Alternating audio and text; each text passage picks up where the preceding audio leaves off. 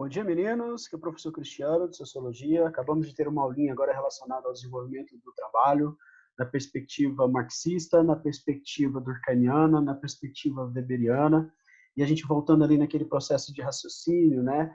Naquela ideia do desenvolvimento do trabalho, como que esse trabalho, ao longo dos anos, ele foi se transformando, principalmente a ótica e o valor a quem era dado a determinado ofício, que a gente passa ali desde o período da pré-história, onde o trabalho ali ele era pautado no quesito sobrevivência.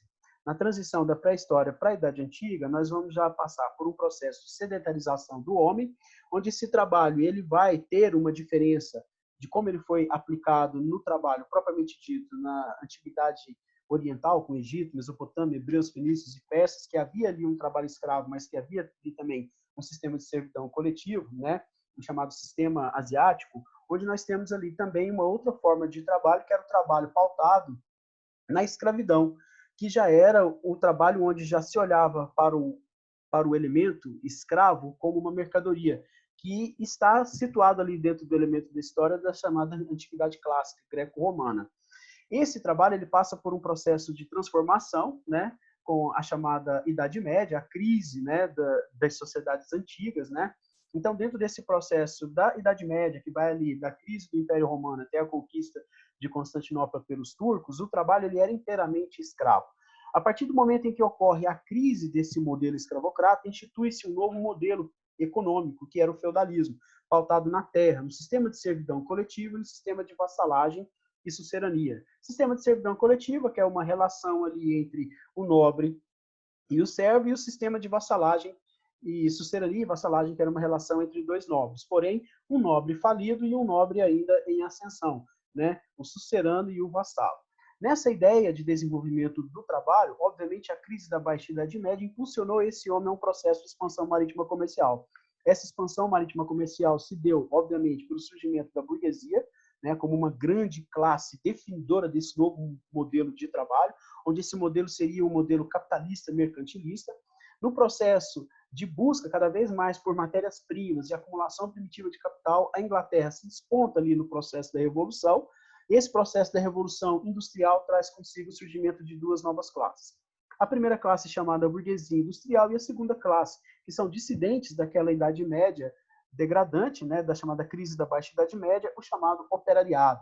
A relação entre esses dois grupos, né, a burguesia e o operariado, ela teve no campo da história os seus defensores e os seus críticos. Nós temos Marx aí que critica esse processo de desenvolvimento desse trabalho moderno. Por quê?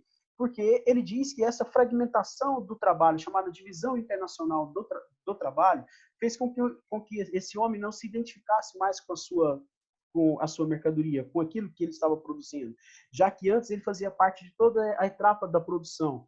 Um artesão, por exemplo, um sapateiro, ele matava o animal, ele curtia o couro, ele colava, ele pintava, né? Ele costurava, então ele fazia parte de todas as etapas da produção, obviamente usando um largo espaço de tempo e uma baixa produtividade. Já a indústria, ela vai dividir o trabalho, onde um vai cortar, o outro vai colar, o outro vai pintar, o outro vai costurar. Essa divisão internacional do trabalho afasta o homem daquilo que ele produz, causando nele, através do salário, também uma sensação e uma definição marxista chamada alienação. Já Durkheim diz que essa divisão internacional do trabalho ela foi salutar, ela foi importante, porque ela desenvolve uma interdependência entre os indivíduos e surge dentro desse conceito o que nós caracterizamos como o trabalho orgânico, através de uma ordem produtiva capitalista. Já Weber diz que o desenvolvimento dessa nova técnica de produção em série, de produção em larga escala, né, usando um curto espaço de tempo e uma alta produtividade, é fruto da racionalidade humana, que vai desenvolver a burocracia, que é algo importante para o desenvolvimento técnico e científico da sociedade. Tá? São apenas algumas observações para a gente poder fixar um pouco mais o nosso conteúdo da aula de hoje, do dia 25 de maio de 2020, para os alunos do primeiro ano do Colégio Delos. Obrigado, meninos. Tenham um bom dia.